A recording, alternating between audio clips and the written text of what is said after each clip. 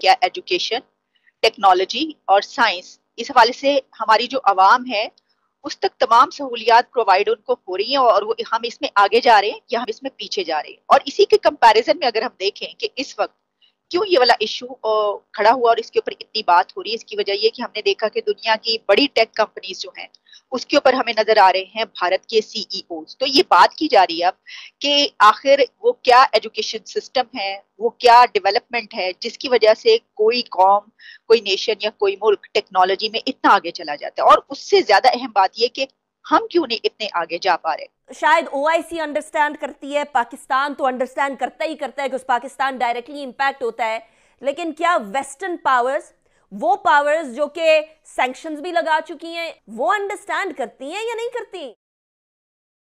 زبیر فیصل صاحب، میں نے جس طریقے سے بات کی، بہت ڈسکس کیا جا رہا ہے اس وقت پوری دنیا میں کہ ٹیکنالوجی میں جو ہمارے ہمسایہ ممالک ہیں، کنٹریز ہیں، وہ آگے نکل گئے. اور مطلب ترقی میں تو آپ بنگلہ دیش کو بھی دیکھ لیجئے، اور اکانومی میں اگر ہم دیکھیں تو اس میں تو ہم پھر اس وقت جس صورتحال میں اس میں تو شاید پتہ نہیں کوئی کنٹری ہے بھی یا نہیں ہے.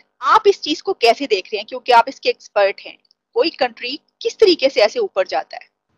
اگر آپ انڈیا کے ماڈل کو دیکھیں تو انڈیا نے جس کا آپ نے مثال دی کہ ان کے لوگ سی ای او کی پوزیشنز پہ ہیں زیادہ، تو انہوں نے ترقی کا جو سفر شروع کیا تھا وہ ان کا یہ خیال تھا کہ ہم اگر ہمیں پولیٹیکل انڈیپینڈنس مل گئی ہے تو ہمیں اکنامک انڈیپینڈنس بھی چاہیے. تو اکنامک انڈیپینڈنس کے لیے وہ یہ سوچتے تھے کہ ہم اپنے ملک کے اندر ٹیکنالوجیکل کیپیبلٹیز انکریز کریں گے، ہم اور اپنی معیشت کو اپنے ملک کے اندر جو ہمارے جو وسائل ہیں، جو ان کی ہیومن ریسورسز ہیں، ان کی جو مینوفیکچرنگ کیپیبلٹی ہے، اس کو وہ امپروو کریں گے. یہ ان کی ذہن میں مہالانوبس کا جو ماڈل تھا، نہرو نے جس کو انڈوجنائز کیا اپنی ڈیولپمنٹ پلاننگ کے اندر، تو انہوں نے اپنی انڈیجنس کیپیبلٹیز کو انکریز کرنے کی طرف بہت زیادہ توجہ دی.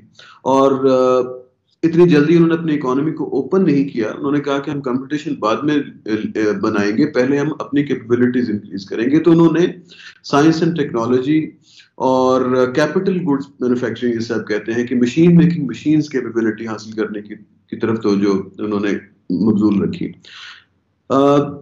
وہ تقریباً جس کو آپ ہندو ریٹ آف گروتھ کہتے ہیں کہ 2%، 2.5% کے قریب وہ گرو کرتے رہے، اور بہت عرصہ 74-75 تک ان کا 2.3%، 2.5% تک گروتھ ریٹ رہتا ہے، جو پاکستان کو اس سے زیادہ ہوا کرتا تھا. لیکن ہم سمجھتے تھے کہ ہم تیزی سے ترقی کر رہے ہیں. لیکن انڈیا کا وہ جو گروتھ ریٹ تھا وہ کنسسٹنٹ تھا، وہ مسلسل 2.5% کے گرو کرتے رہے، اور وہ ایک بہت بڑی اکانومی کا ایک تسلسل تھا جس میں وہ گرو کرتے رہے. ہم لوگ بوم اینڈ بسٹ میں چلے گئے. اچھا، انڈیا نے پھر یہ کیا کہ انہوں نے اپنے فارم اکوپمنٹ پہ بہت انویسٹمنٹ کی لیٹ 70s میں.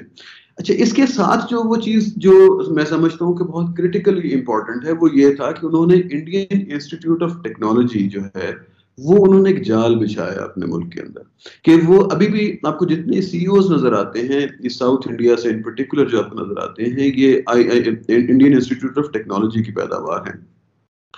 اور یہ جو ہیومن ریسورس وہ بنا رہے تھے، یہ اسی کو وہ پھر ایکسپورٹ بھی کرنا شروع کر دیا انہوں نے. اور ہیومن ریسورس کے ایکسپورٹ کو انہوں نے کہا کہ یہ صرف ایکسپورٹ نہیں ہے، they brought in the concept of brain circulation. Brain ہم سمجھتے تھے، انہوں نے کہا یہ برین سرکولیشن کا ایک کانسیپٹ ہے، وہ لے کے آئے. تو جو نان ریزیڈنٹ انڈینز تھے وہ واپس انڈیا میں اپنے ساتھ اپنے ایک کنیکشن رکھتے تھے اپنی کمیونٹیز کے ساتھ. سو ان کا جو ماڈل ہے، جو آپ کا سوال تھا، وہ یہ کہ وہ کیسے ترقی کی. تو مجھے لگتا ہے کہ ایک بہت ٹاپ لیول، ٹاپ ان کی جو لیڈرشپ تھی اکنامک مینجمنٹ کی، ان کا یہ انٹرسٹ تھا کہ یہ ملک ٹیکنالوجیکل کیپیبلٹیز حاصل کرے، اس کے پاس کیپٹل گڈس میکنگ کیپیبلٹی ہو، اور اس کی ہیومن ریسورسز جو ہیں وہ بہت ہائیلی ایفیشینٹ ہوں. یہ 3-4، اور اس کے ساتھ وہ پھر اپنے فائنینشیل سیکٹر کو بھی اس کے ساتھ جوڑتے تھے کہ وہ فیسیلیٹیٹ کرے.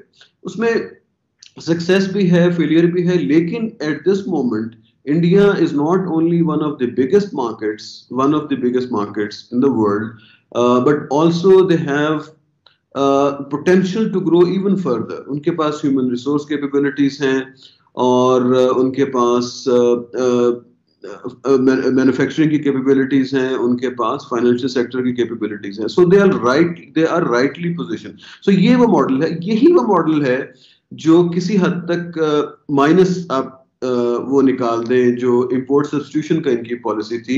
ایسٹ ایشیا نے بھی یہی ماڈل کیا, چائنا نے بھی یہی کیا کہ انہوں نے اپنے تمام جو ریسورسز ہوتے ہیں وہ ٹیکنالوجیکل کیپیبلٹیز کی انہینسمنٹ کے لیے لے کے گئے, اپنی سائنس اینڈ ٹیکنالوجی پالیسی بنائی, اپنی انڈسٹریل پالیسی بنائی.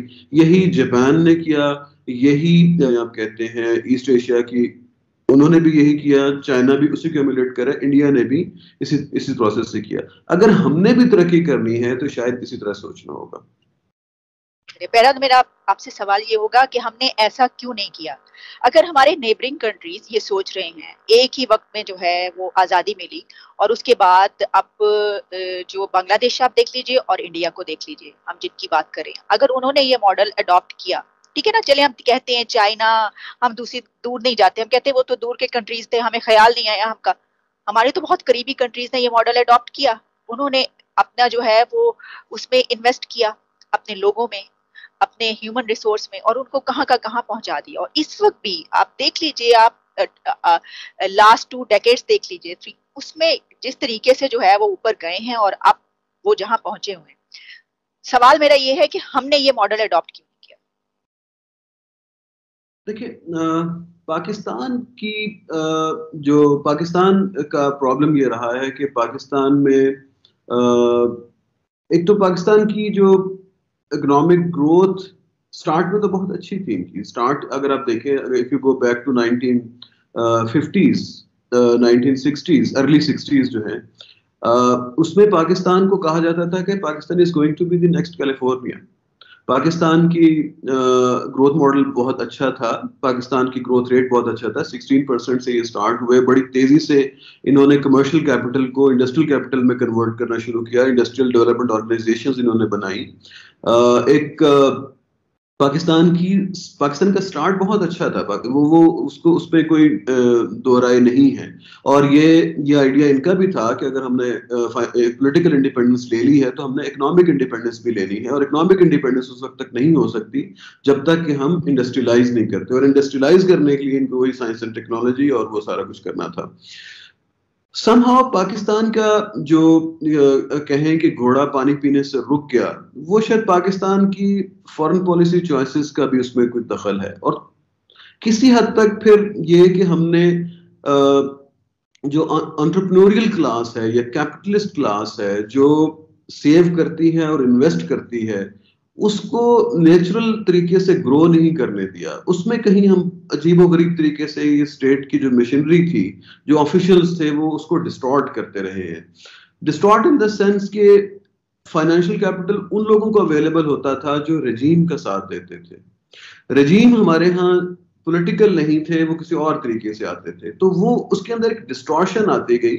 تو وہ لوگ جو مفاد پرست ہوتے ہیں, جو کیپٹل ایکومولیشن تو کرتے ہیں لیکن کنزمپشن کہیں اور کرتے ہیں, they accumulate but they don't invest in the sense that کہ وہ ایک نیچرل رسپانس کی شکل اختیار کرے. تو پاکستان میں یہاں پہ ڈسٹارشن کہیں پہ آئی. اور پھر یہ ہے کہ پاکستان کی 70s تک آتے آتے جو ہمارا جو اکنامک ماڈل تھا وہ انکلوسیو نہیں تھا. وہ ویلفیئر گینز کے وقت تو وہ لوگوں کو لیتا تھا ساتھ, لیکن جب اس کی ڈسٹریبیوشن کی باری آتی تھی تو وہ ان ایکول ڈسٹریبیوشن کرتا تھا. ڈسٹریبیوشن کے اندر ہمارے پرابلم رہی, اور وہ پھر ایسٹ پاکستان کی علیحدگی کی باعث بنتی ہے. اور اس کے بعد جو 80s کی ہماری جو 70s میں تو پھر ہمارے پاس ایک سوشلزم, ایک اور ڈائریکشن میں ہم چلے گئے, اسٹیٹ کیپٹلزم کہہ لیں, اس کا سوشلزم کہہ لیں, آپ نے نیشنلائز کر لیا, تو ایک اور طرح کی ڈائریکشن میں ہم چلے گئے جس میں ایکوالٹی تو شاید بڑھی لیکن گروتھ ہماری نیچے چلی گئی. تو 80s کا پیریڈ سارا افغان جہاد کا ہے اور سارا پرابلمٹک ہے. اس میں پاکستان نے کوئی میجر پروگریس نہیں کی industrial and science and technology میں. یہی وہ وقت ہے جب ہمارے ہمسایہ ممالک 70s اینڈ 80s جس وقت وہ میسیولی انویسٹ کر رہے تھے اور اپنے لوگوں کو باہر بھیج رہے تھے, وہ ایکسیس بلڈ کر رہے تھے اچھے اداروں میں کام کر سکے, کیونکہ ہیومن کیپٹل صرف بنانا امپورٹنٹ نہیں ہوتا, اس کے لیے وہ اپرچونٹیز پرووائڈ کرنا اس کے بعد کہ جب تعلیم حاصل کر لیں گے تو کن فرمز میں کام کریں گے. فرمز کے ساتھ آپ کا ریلیشن شپ ہونا بہت امپورٹنٹ ہے, وہ اپنے ملک کے اندر ہو. اگر آپ کے ملک میں واکس ویگن نہیں ہے, آپ کے ملک میں بوئنگ کے پرزے نہیں بنتے, آپ کے ملک میں BMW کے پرزے نہیں بنتے, یا وہ فیکٹری یہاں پہ نہیں لگاتے, تو ان انجینئرز کا کچھ نہیں کر سکتے. وہ they will just leave your country اور دے ول بی انمپلائڈ. اور شاید OIC انڈرسٹینڈ کرتی ہے, پاکستان تو انڈرسٹینڈ کرتا ہی کرتا ہے کہ اس پاکستان ڈائریکٹلی امپیکٹ ہوتا ہے, لیکن کیا ویسٹرن پاورز, وہ پاورز جو کہ سینکشنز بھی لگا چکی ہیں, وہ انڈرسٹینڈ کرتی ہیں یا